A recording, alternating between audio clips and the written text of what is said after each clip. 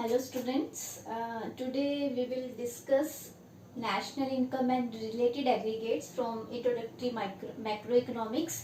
This is a part of our syllabus of CBSE, and in this unit there will be 10 marks questions from the in the CBSE examination, and initially we will discuss according to CBSE pattern and syllabus some basic terms that is required for better understanding of national income accounting, some questions based on that, and this basic terms is also important for one mark question and for 3 marks question. Okay, so first of all, because this is in macroeconomics, then we should know what is the meaning of macroeconomics.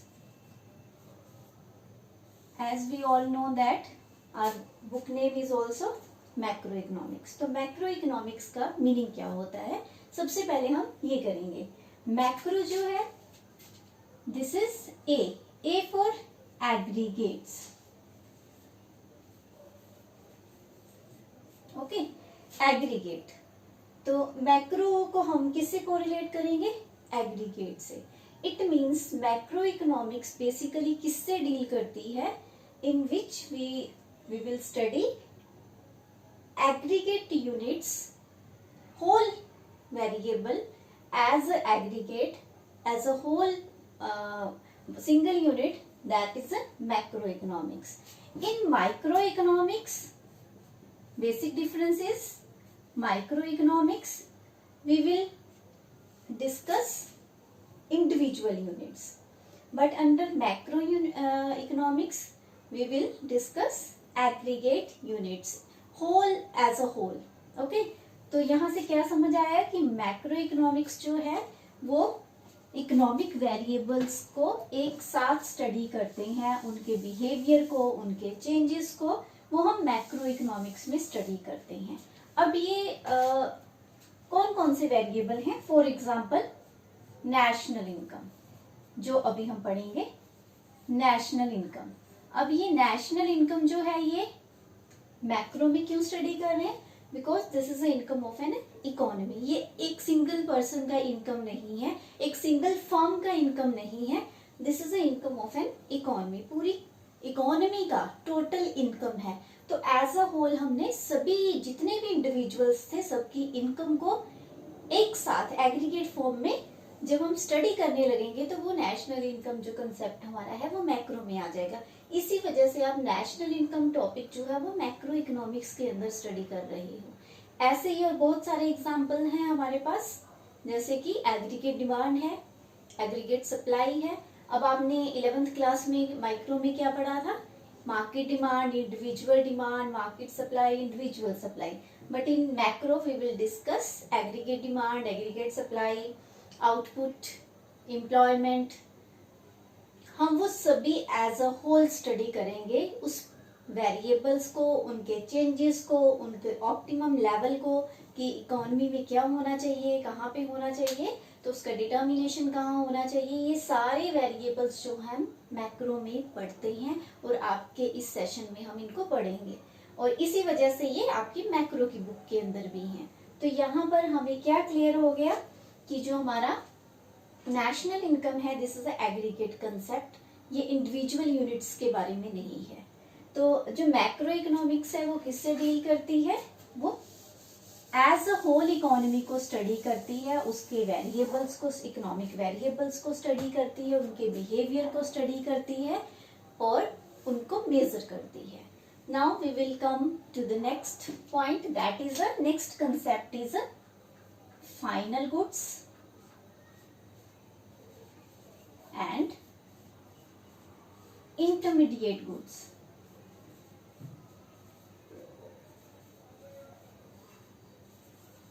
अब ये जो terms हैं ये हमारे basic concepts हैं. अब in terms को कैसे प्रिपेयर करना है? First of all for definition, इन दोनों का डेफिनेशन हमें क्लियर होना चाहिए. सेकेंड, हमें क्या करना है? इनका डिफरेंस. डिफरेंस का क्वेश्चन बहुत इंपॉर्टेंट है, जो जनरली क्वेश्चन CBSE में आप चेक करेंगे अगर लास्ट पेपर्स जो जितने भी हमारे पास अवेलेबल हैं उनमें, तो प्रीवियस ईयर्स के पेपर्स में आपको ये क्वेश्चन बहुत बार नजर आएगा। तो सबसे पहले है final good. Final good basically होता क्या है? ओके, फाइनल गुड्स जो हैं बेसिकली ये किसके लिए होती हैं? These are goods for the consumption purpose. Consumption कौन करता है? कंजम्पशन कंज्यूमर करते हैं। For what? For their satisfaction. तो फाइनल गुड्स किसके लिए होती हैं? कंजम्पशन के लिए होती हैं। ओके, और दूसरा होता है फॉर इन्वेस्टमेंट पर्पस। इन्वेस्टमेंट कौन करता है? प्रोड्यूसर करता है। तो जो वो प्रोडक्शन के लिए जो वो इन्वेस्ट कर रहा है, वो कमोडिटी पे जो उसने इन्वेस्ट किया वो हमारी फाइनल गुड है, लाइक अ मशीन। तो जो उसने मशीन इंस्टॉल की फार्म के अंदर, वो क्या हो जाएगी? वो फाइनल गुड हो जाएगी। तो जो फाइनल गुड है वो डिपेंड करती है कि उसको हम किस वे में यूज कर रहे हैं। अगर तो हम उसको सेटिस्फेक्शन के लिए यूज कर रहे हैं, कंजम्पशन कर रहे हैं, तो वो फाइनल कंजम्पशन गुड होगी। अगर हम उसको इन्वेस्ट कर रहे हैं तो वो तब भी वो फाइनल गुड कहलाएगी। वो प्रोड्यूसर के थ्रू हो रहा है या कंज्यूमर के थ्रू हो रहा है। ओके, अब आगे इसमें और क्या चीज है जो हमें जानना जरूरी है? जो फाइनल गुड्स हैं बेसिकली आप उसके फॉर्म को चेंज नहीं कर पाते हैं, इसमें कोई चेंजेस नहीं हो पाएंगे। देन इसके अलावा इसके ऊपर जो एक्सपेंडिचर किया जाएगा, आपने कमोडिटीज परचेज की, आपने मशीनरी परचेज की, आपने उस पर जो भी पैसा लगाया उसको हम क्या कहेंगे? उसको हम कहेंगे फाइनल एक्सपेंडिचर। अब दूसरा है हमारा, इसको हम फाइनल प्रोडक्ट्स भी कह सकते हैं, गुड को प्रोडक्ट टर्म में भी यूज कर सकते हैं। देन ये वाली गुड्स जो हैं फाइनल गुड्स, ये नेशनल इनकम में ऐड होती हैं। अब ये आपको हो गई ये क्या कंसेप्ट है, इसको हम बाद में डिटेल में करेंगे जब हम मेथड्स करेंगे। तो फाइनल गुड्स जितनी भी इकोनॉमी में प्रोड्यूस होंगी, हम उन सबको नेशनल इनकम में उसकी वैल्यू को ऐड करते हैं। नेक्स्ट, और क्या हमें इसके बारे में पता है? इसका एग्जाम्पल क्या है? फॉर एग्जाम्पल, एक फैमिली ने अपने घर के लिए मिल्क परचेज किया उसको कंज्यूम करने के लिए, तो milk is a final good, okay, for family. अब एक स्कूल ने अपने स्कूल के लिए फर्नीचर परचेज किया, दिस इज इन्वेस्टमेंट, क्योंकि वो उसको यूज कर रहे हैं for the production of services, education services दे रही हैं। अब ये जो उन्होंने फर्नीचर परचेज किया, आप इस पर थोड़ा ध्यान देंगे, वो फर्नीचर जब उससे हम प्रोडक्शन कर रहे हैं सर्विसेज की, वो कंज्यूम नहीं हो रहा है और वो उस साल में खत्म भी नहीं हो रहा है।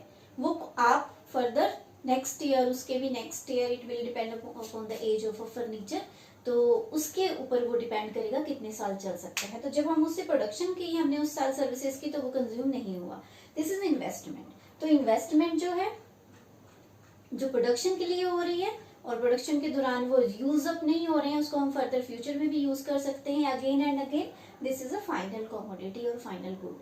तो ये हमारे पास, इसमें आप 3 पॉइंट बता सकते हैं, उसकी डेफिनेशन, ऐसी गुड्स जो हम कंजम्पशन के लिए या फिर इन्वेस्टमेंट के पर्पस के लिए यूज करते हैं, उसके ऊपर जो एक्सपेंडिचर होता है उसको फाइनल एक्सपेंडिचर कहते हैं। ये कंजम्पशन जो है वो कंज्यूमर करते हैं, इन्वेस्टमेंट जो है वो प्रोड्यूसर करते हैं। Then it is included in national income accounting and third is example. तो एग्जाम्पल मैंने आपको दोनों तरीके से बता दी है, कंजम्पशन में फैमिली का लिया है और इन्वेस्टमेंट में हमने स्कूल फर्नीचर का एग्जाम्पल लिया है। Next is intermediate goods. Intermediate goods कौन सी होती हैं? अब इसमें आपकी जो एनसीईआरटी में डेफिनेशन दी है, अगर आप उसको ध्यान से पढ़ेंगे, या बहुत सारी रेफरेंस बुक्स में भी दी है, इसमें फर्स्ट जो इम्पोर्टेंट चीज है वो क्या है कि this is purchased by one production unit from another production unit. Production unit means firm, factory, from another production unit।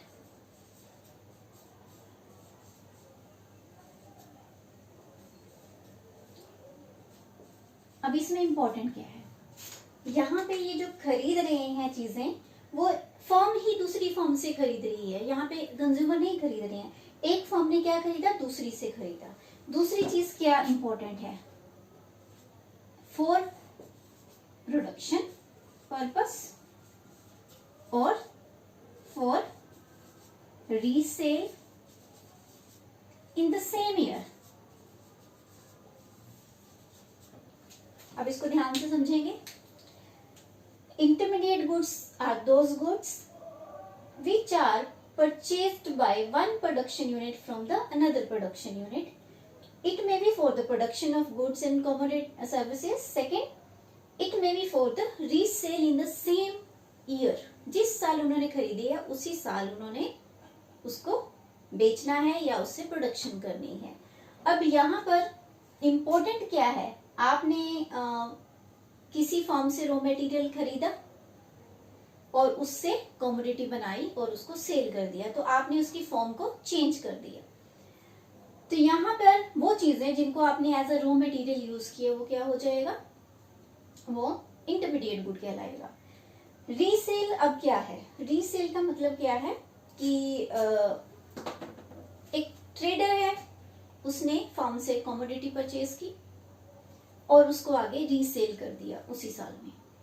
For example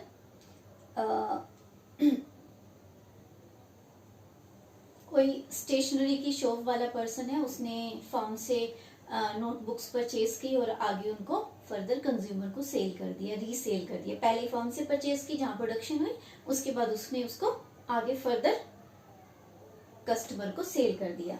तो ये आपने चेक करना है कि वो कमोडिटी कौन खरीद रहा है और किसको दी जा रही है। पहले तो आपने चेक करना है क्या कोई प्रोडक्शन यूनिट खरीद रही है दूसरी से, तो वो इंटरमीडिएट हो जाएगी। दूसरा आपने क्या चेक करना है, क्या वो कोई ट्रेडर परचेज कर रहा है फॉर रीसेल। ओके, तो अगर वो उसी साल में रीसेल के लिए खरीदी जाती है और आगे रीसेल कर दी जाती है, तो वो कमोडिटी भी इंटरमीडिएट कमोडिटी कहलाएगी। अब सेकंड, इसमें हमने किया था कि ये नेशनल इनकम में ऐड होता है, तो इसका क्या होगा, ये नेशनल इनकम में ऐड नहीं होगा। This is second point. क्यों नहीं होगा, क्योंकि जो आपने रॉ मटेरियल खरीदा, फॉर एग्जांपल कॉटन हमने ली, उससे हमने शर्ट बनाई। जो शर्ट रेडीमेड गारमेंट बनाने वाली फर्म है, उसने कॉटन को परचेज किया स्पिनिंग मिल से और उससे आगे शर्ट बना दी। अगर उसने 500 की कॉटन लिया तो उसने शर्ट बना के मार्केट में 1000 की बेच दी। तो जो ये 1000 का प्राइस है, ये उसमें कॉटन की कॉस्ट ऑलरेडी इंक्लूडेड है। तो इस वजह से यहाँ पे हमने क्या किया, हमने इंटरमीडिएट कमोडिटी की जो वैल्यू है उसको नेशनल इनकम में ऐड नहीं करना है। अब इसका एग्जांपल जो मैंने अभी आपके सामने कॉटन का एग्जांपल लिया है, और हम क्या एग्जांपल ले सकते हैं, डस्टर एंड चौक। यहाँ फर्नीचर का लिया था हमने स्कूल के इन्वेस्टमेंट में। अब हम क्या बता सकते हैं, डस्टर एंड चौक जब वहां पे उसको यूज किया जा रहा है तो विद इन 1 ईयर वो कंज्यूम हो जाता है for the production of services, educational services, then it will be treated as intermediate goods, intermediate commodities. इसके ऊपर जो खर्चा किया जाता है उसको हम बोलते हैं इंटरमीडिएट कॉस्ट और या फिर इंटरमीडिएट कंजम्पशन, दोनों नाम हो सकते हैं। इसके अलावा और क्या हो सकता है, इसको हम सिंगल यूज प्रोड्यूसर गुड्स भी बोलते हैं। अगर आपको क्वेश्चन आ जाता है what is the meaning of single use producer goods, it means intermediate commodities की, इंटरमीडिएट गुड्स की ही बात हो रही है। एक बार इसको दोबारा से जल्दी से रिकैप करते हैं। फाइनल गुड्स जो हैं, this is for the final consumption purpose, it may be for consumption और it may be for investment. तो दूसरा पॉइंट है, इसको नेशनल इनकम में ऐड करेंगे। और इसके एग्जांपल हमारे पास क्या थे, milk purchase by a house hold and furniture purchased bye a school. Second is intermediate goods. Intermediate goods में हमने डेफिनेशन में क्या फोकस करना है कि हमेशा एक प्रोडक्शन यूनिट दूसरे से परचेज करेगी या फिर उसको रीसेल के लिए परचेज किया जाएगा कि उसको आगे बेचना है। और तीसरी सबसे इंपॉर्टेंट बात, टाइम पीरियड, उसी साल में जिस साल उसको खरीदा गया है, उसी फाइनेंशियल ईयर के अंदर। देन नेशनल इनकम में इसको हम ऐड नहीं करेंगे। एग्जांपल्स, कॉटन परचेज किया जो एक फर्म ने, रेडीमेड गारमेंट ने बनाने वाली फर्म जो है, उसके लिए कॉटन एक इंटरमीडिएट कमोडिटी है और उसने उससे एक नया प्रोडक्ट प्रोड्यूस किया, दैट इज अ शर्ट। ऐसे ही दूसरे एग्जांपल हमने इसमें क्या लिया है, चॉक एंड डस्टर। तो चॉक एंड डस्टर जो है वो किसके लिए यूज किया जा रहा है, for the production of services in the school, और वो उस सेशन के अंदर कंज्यूम हो जाता है। यहाँ पे फर्नीचर कंज्यूम नहीं हो रहा था उस साल के अंदर, खत्म नहीं हो रहा था, लेकिन यहाँ आप नोटिस करेंगे वो यूज हो रहा है और उसके बाद वो कंज्यूम हो रहा है, तो इसलिए वो इंटरमीडिएट कमोडिटी होगा। ओके, तो ये हमारी दो टर्म्स थी, final goods and intermediate goods. अब इसके अलावा हमारे पास और दो कंसेप्ट हैं जो इसी से रिलेटेड हैं, उसको हम डिस्कस करेंगे। वो क्या क्या है, तो फर्स्ट हमारा हो गया था final and intermediate, second is consumption goods and capital goods. Consumption goods and capital goods. अब सेम अगेन 1 मार्क के लिए भी प्रिपेयर करना है, 3 और 4 मार्क के लिए भी करना है। 1 मार्क में डेफिनेशन, मीनिंग, आपसे एग्जांपल पूछ सकते हैं, ठीक है, और 3 मार्क्स में इसका डिफरेंस पूछ सकते हैं कि इसमें दोनों में क्या बेसिक डिफरेंस होता है। तो इसको दोनों तरीके से हमने प्रिपेयर करना है। सबसे पहले हम चलेंगे मीनिंग के ऊपर। कंजम्पशन गुड्स कौन सी होती हैं, जो डायरेक्ट सेटिस्फेक्शन के लिए यूज की जाती है, for the purpose of satisfaction, these goods are consumption good. अब आपको अगर याद हो, इससे पहले हमने फाइनल गुड किया था। फाइनल गुड में मैंने आपको कहा था कि उस final goods are those goods which are used for direct satisfaction और फॉर इन्वेस्टमेंट। तो इट मीन्स जो कंजम्पशन गुड्स हैं, it is a part of final goods. तो फाइनल गुड का ही एक क्या है, हिस्सा है, जिसको हम capital goods, sorry consumption goods में बात कर रहे हैं, जिसके बारे में। तो कंजम्पशन गुड्स जो है वो सेटिस्फेक्शन के लिए यूज की जाती है। कौन यूज करता है इसको, कंज्यूमर जो है वो कंजम्पशन के लिए यूज करता है।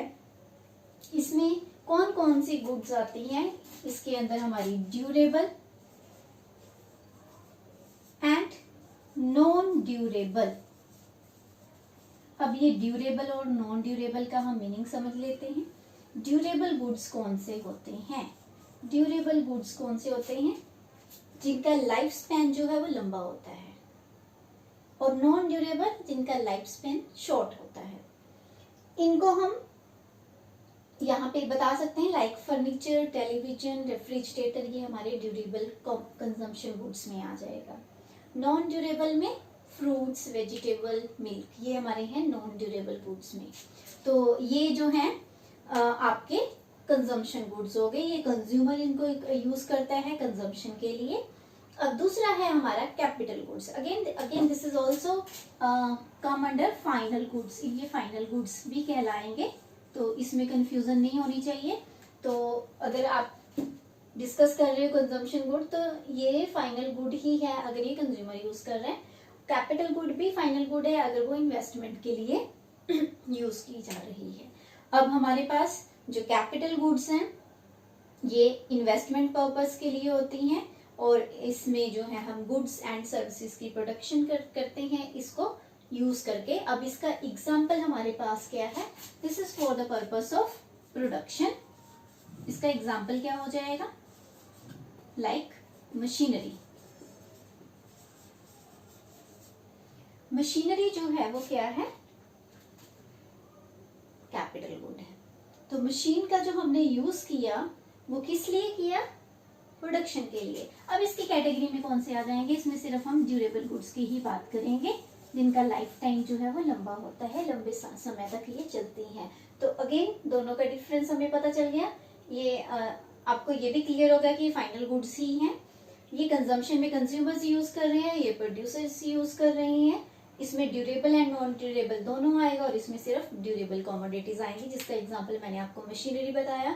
और यहाँ पे ड्यूरेबल और नॉन ड्यूरेबल का हमने मीनिंग ऑलरेडी एग्जांपल हमने डिस्कस किया था। वो क्या था, ड्यूरेबल में फर्नीचर बताया था आपको, टीवी बताया था। नॉन ड्यूरेबल में जो है मिल्क, वेजिटेबल्स एक्सेट्रा। तो ये हमारे थे। Further 2 more concepts, consumption goods and capital goods. इससे पहले हमने क्या किया है, इससे पहले हमने मैक्रो की डेफिनेशन की है, मैक्रो इकोनॉमिक्स किसे कहते हैं, फिर हमने क्या किया है, फिर हमने फाइनल गुड्स और कैपिटल इंटरमीडिएट गुड्स का डिफरेंस किया, फिर हमने क्या किया है, फिर हमने फाइनल गुड्स के अंदर 2 डिविजन्स की, consumption goods and capital goods. अब हमारा अगला कंसेप्ट है stock and flows. Again definition 1 mark, example again 1 mark and difference 3 और 4 मार्क्स। तो यहाँ पे भी उसी तरह के क्वेश्चन हमारे बनते हैं जिसका हमें ध्यान रखना है। अब स्टॉक्स एंड फ्लो में डिफरेंस क्या है, these are the variable which we can measure at a point of time. तो इसमें इंपॉर्टेंट क्या है, स्टॉक के अंदर important is point of time. Point of time का मतलब समझ लेते हैं पहले। पॉइंट ऑफ टाइम क्या होता है, पॉइंट ऑफ टाइम का मतलब होता है कि एट 8 o'clock 8 AM मेरे इस रूम में कितनी इन्वेंट्री है, मेरी क्लास में कितनी इन्वेंट्री है, वो मैं इस समय पे बता सकती हूँ। That is a point of time, जो आप एक पर्टिकुलर टाइम पे बता सकते हो कि वो इतना आपके पास है। That is a stock concept. अब इसके अंदर जो वेरिएबल आएंगे वो भी हम देखते हैं कौन कौन से आएंगे उनके एग्जांपल्स के साथ। दूसरा है फ्लो। फ्लो का इंपॉर्टेंट चीज क्या है, इसको तो आपने पॉइंट पे बता दिया, लेकिन यहाँ पे आप पॉइंट पे नहीं बता पाओगे। यहाँ पे हमें क्या करना पड़ेगा, आपको एक पीरियड में मेजर करना पड़ेगा।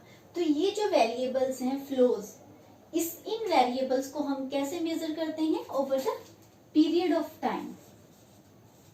Period of time, for example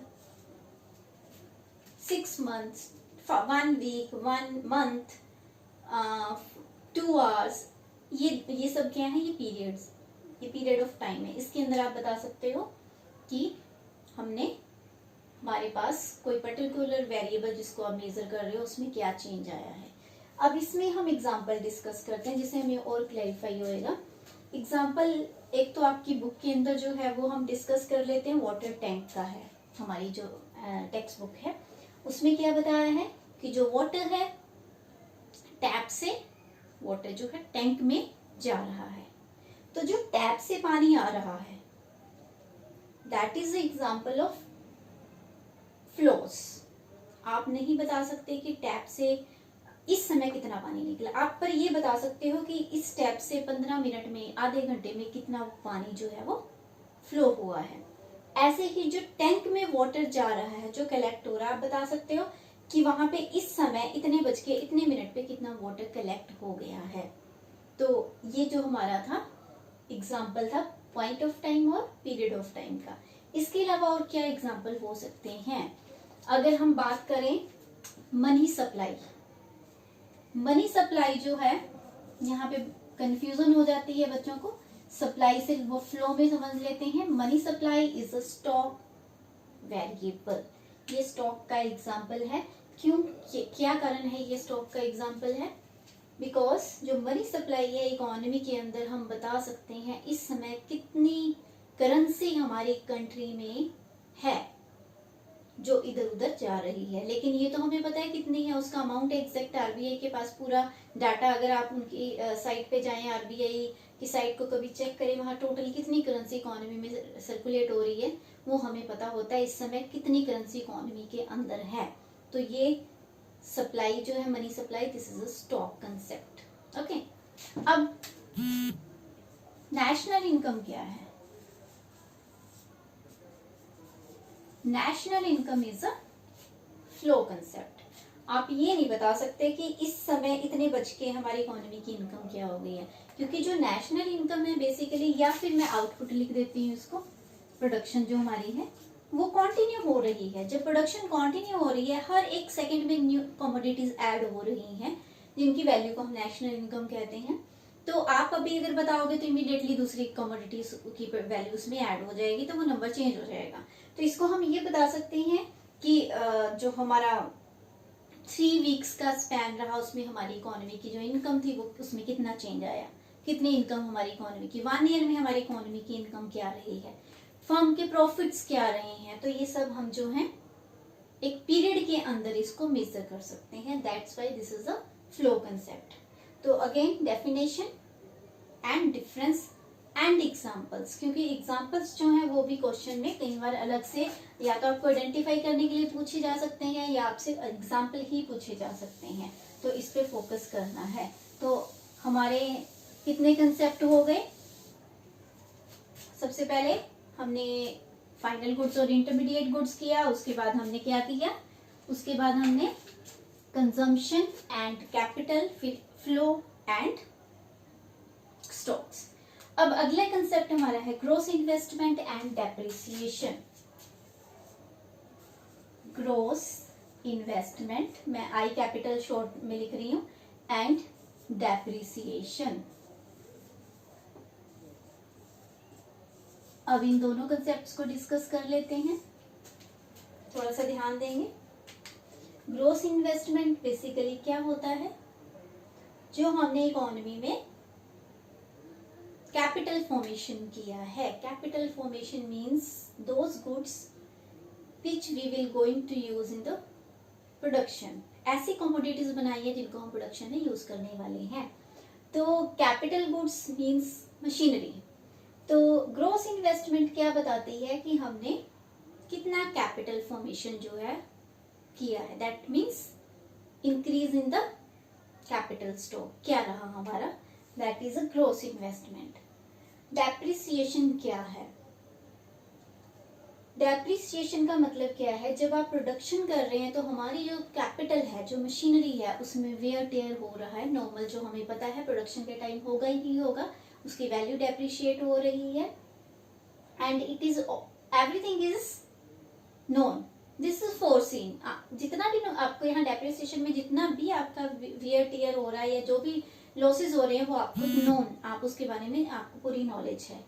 तो इस तरह की अगर कोई भी आपकी लॉसेस है उनको हम डेप्रिसिएशन कहते हैं।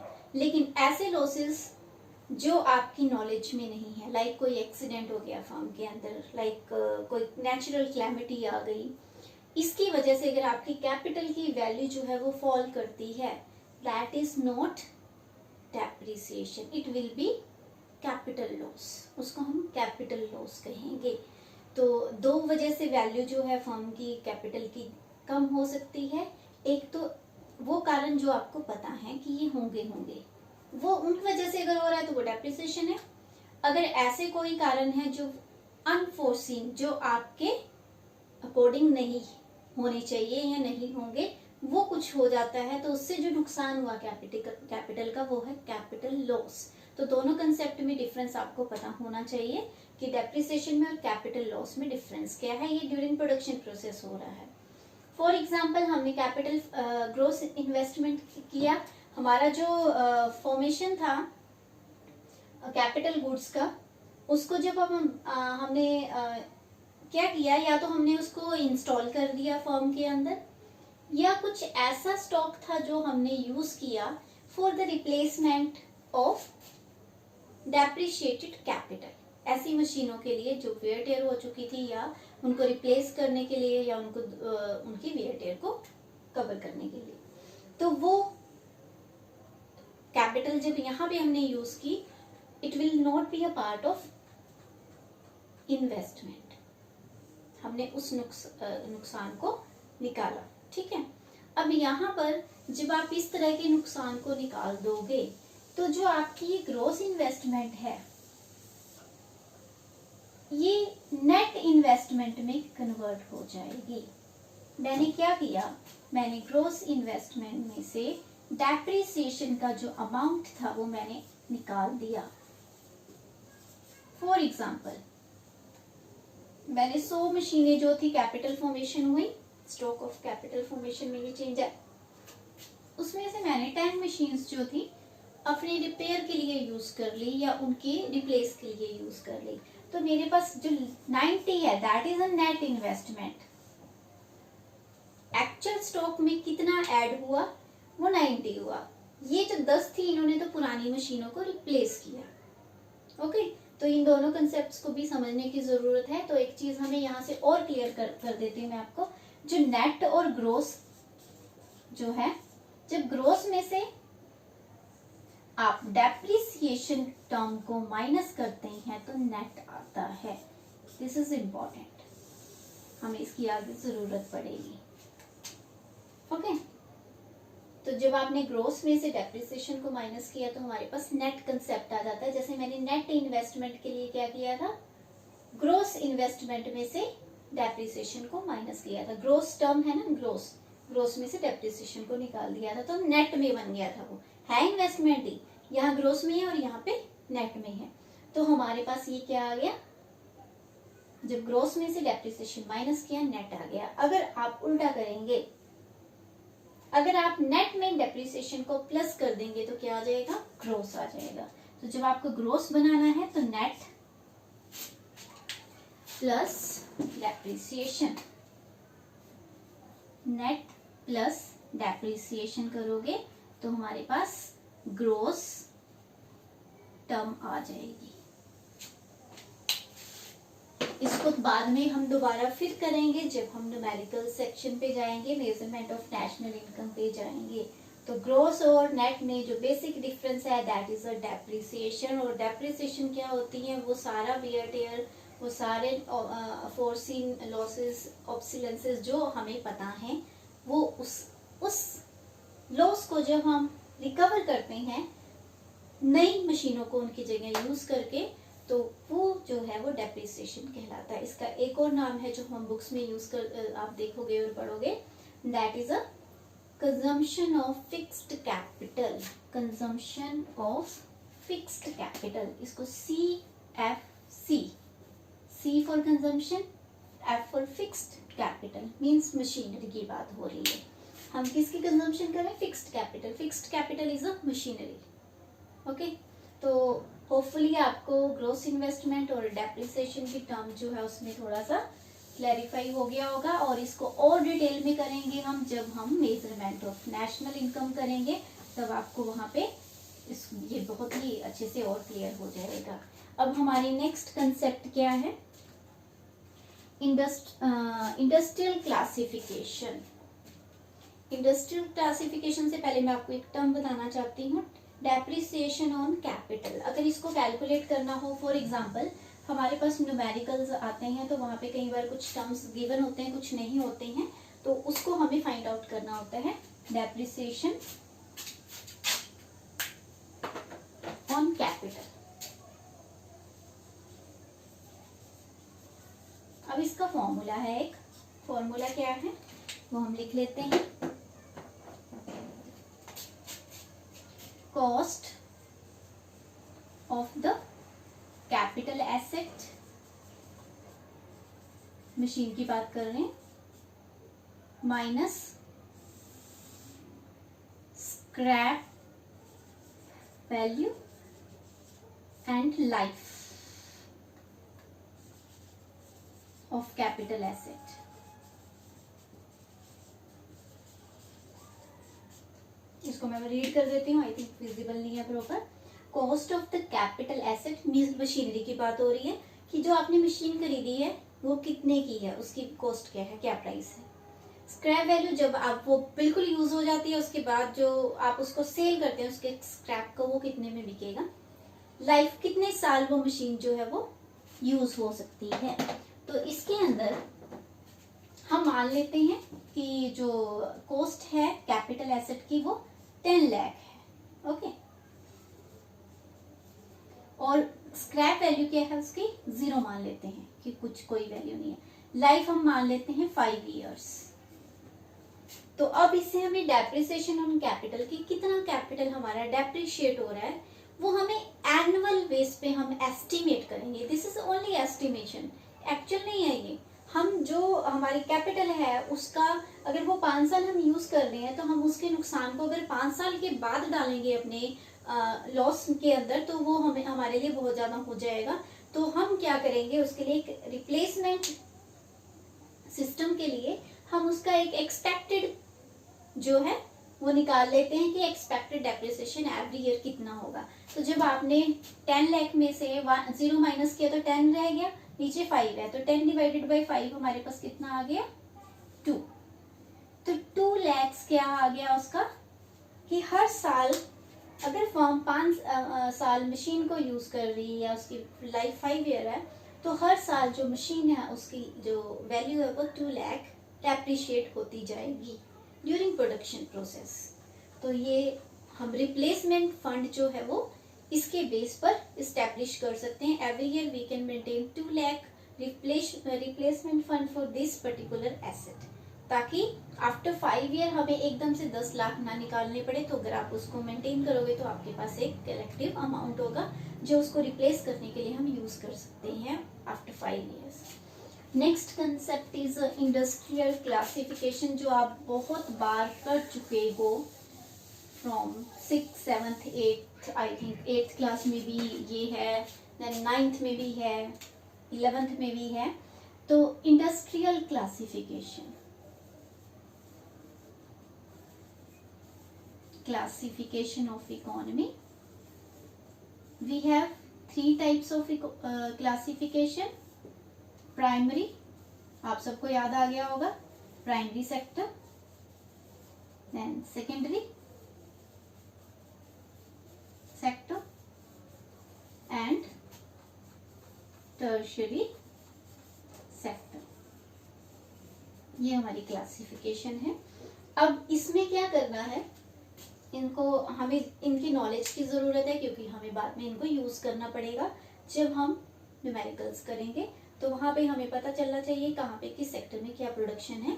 तो primary sector basically concern with primary activities, agriculture से रिलेटेड जो भी एक्टिविटीज़ हैं, फिशिंग हो गया, माइनिंग हो गया, ये सब जो है हमारा प्राइमरी एक्टिविटी में आ जाता है।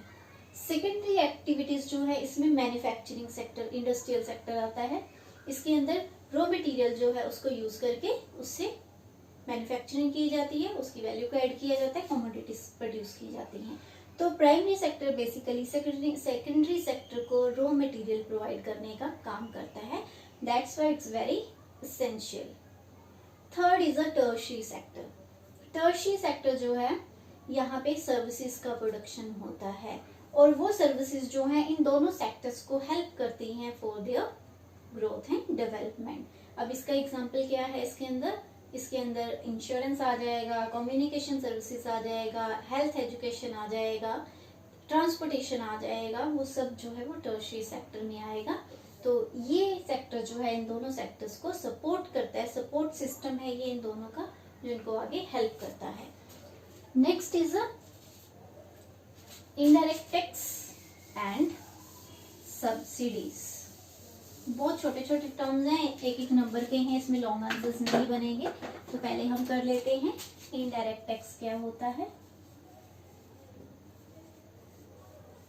आजकल आपने जीएसटी का बड़ा नाम सुना होगा। ओके, तो इनडायरेक्ट टैक्स जो है ये किस पे लगता है, ये लगता है गुड्स पे एंड सर्विसेज पे। तो इनडायरेक्ट टैक्स का हम लोगों के इनकम पे कोई लेना देना नहीं है, पर्सनल टैक्स नहीं है। ये लगता है production and sale of goods and services. Production and sale of goods and services पे जो भी टैक्स लगता है उसको इनडायरेक्ट टैक्स कहते हैं। इसका सबसे बड़ा एग्जांपल हमारे पास जीएसटी है। इससे पहले इसके अंदर वैल्यू एडेड टैक्स आता था, एक्साइज ड्यूटी है, कस्टम ड्यूटी है, देन सेल्स टैक्स जो है जो जीएसटी के अंदर अब मर्ज हो चुका है। तो ये हमारा जो है इनडायरेक्ट टैक्स है। इसमें चीज क्या है जो अलग है डायरेक्ट टैक्स से। इनडायरेक्ट टैक्स जो है इसमें बेरर कोई और होता है और पे करने वाला कोई और होता है, दोनों डिफरेंट इंडिविजुअल्स होते हैं और ये गुड्स और सर्विसेज पे ही पे किया जाता है। इसकी वजह से जो है जो कमोडिटीज हैं, गुड्स एंड सर्विसेज जो हैं, उनका मार्केट प्राइस जो है वो इंक्रीज हो जाता है। ये आप ध्यान रखेंगे कि जब इनडायरेक्ट टैक्स लगता है तो उससे क्या होता है, उस जिस भी कमोडिटी पे लगा है उसका मार्केट प्राइस बढ़ जाता है। दूसरा है हमारा सब्सिडीज। सब्सिडीज क्या होता है? अगर किसी हाउस होल्ड को, फर्म को कोई हमारी गवर्नमेंट कोई फाइनेंशियल या इकोनॉमिकली असिस्टेंस प्रोवाइड कर रही है, उनको हेल्प कर रही है, तो दैट इज अ सब्सिडीज। ठीक है। For example house hold sector में जो एलपीजी गैस सिलेंडर्स हैं, गवर्नमेंट क्या करती है, वो एक्चुअल प्राइस उसका ज्यादा होता है, लेकिन गवर्नमेंट जो है फैमिलीज को वो कम रेट पे सप्लाई कराती है, और जो एक्स्ट्रा अमाउंट गवर्नमेंट जो दे रही है वो डायरेक्टली कस्टमर के अकाउंट में ट्रांसफर हो जाता है। ओके, तो वो सब्सिडी हो गई। ऐसे ही फर्म के लिए क्या है, फर्म के लिए उसको without rate of interest loan provide किया जा रहा है, कंसेशनल रेट पे उसको इलेक्ट्रिसिटी प्रोवाइड की जा रही है, उसको टैक्स में कुछ रिबेट दिया जा रहा है, वो फर्म के लिए एडवांटेजेस हो गए। तो ये सब्सिडीज जो होती हैं, ये इससे क्या होता है, इससे मार्केट प्राइस जो है वो फॉल कर जाता है। चीज 1000 की थी, आपको 700 में मिली, क्योंकि सरकार ने आपके 300 रुपए आपको वापस कर दिए। तो आपके लिए तो वो 700 रुपए की है, एक्चुअल प्राइस क्या है, 1000 रुपए है, तो उसकी वजह से मार्केट प्राइस क्या हो गया, डाउन चला गया।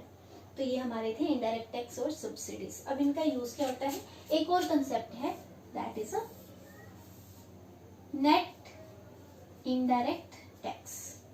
थोड़ा सा शॉर्ट में लिख रही हूँ, स्पेस की शॉर्टेज है। आप जब इनडायरेक्ट टैक्स में से माइनस करते हैं सब्सिडीज, तो हमारे पास नेट इनडायरेक्ट, जिसको हम NIT बोलते हैं शॉर्ट में, वो आता है। इसको हम यूज करेंगे आगे, तो अभी सिर्फ इतना ही समझ लीजिए। इसको दोबारा फिर एक बार जब हम सेक्शन पे जाएंगे तो इसको रिवाइज करेंगे। ओके, तो इनडायरेक्ट टैक्स जो है गुड्स और सर्विसेज पे, सेल पे और प्रोडक्शन पे लगता है, इससे मार्केट प्राइस बढ़ जाता है। सब्सिडीज से मार्केट प्राइस रिड्यूस होता है। दिस इज अ इकोनॉमिकल और a financial assistance given by the government to the household sector and firms. तो ये जो है हमारे दो कंसेप्ट थे। अब अगला कंसेप्ट हमारा है market price and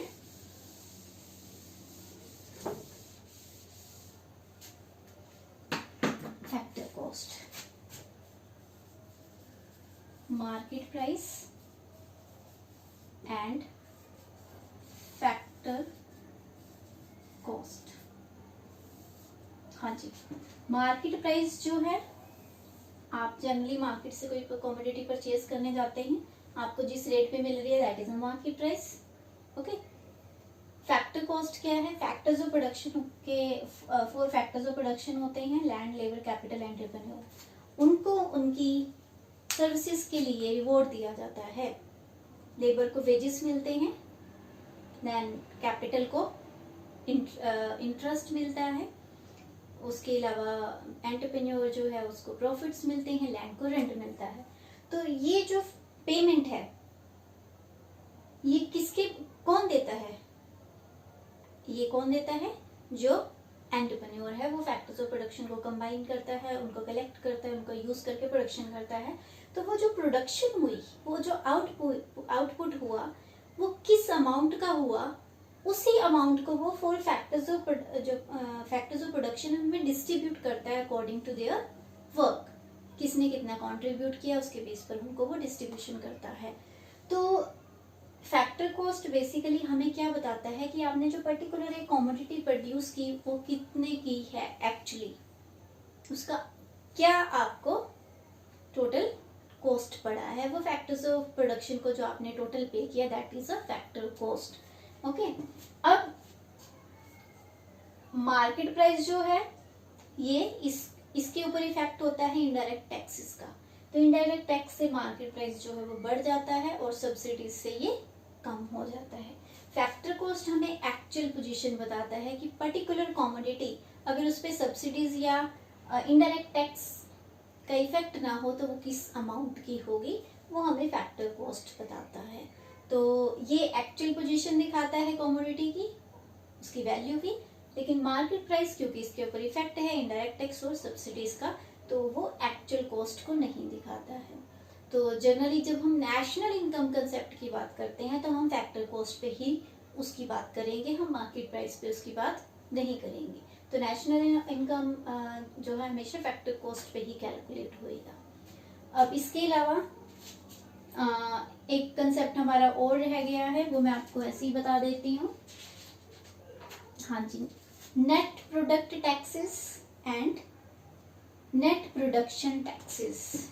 net product taxes and net production taxes. अब दोनों में बेसिक डिफरेंस क्या है, सिर्फ नॉलेज के लिए।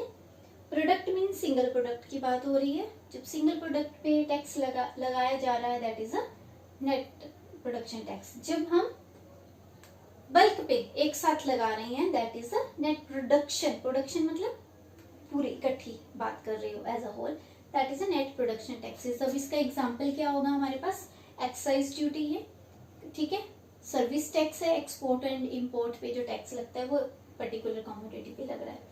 नेट प्रोडक्शन टैक्स के एग्जांपल्स क्या है हमारे पास, लैंड रेवेन्यू है, स्टैम्प एंड रजिस्ट्रेशन फी, वो हमारे इसके एग्जांपल आ जाएंगे।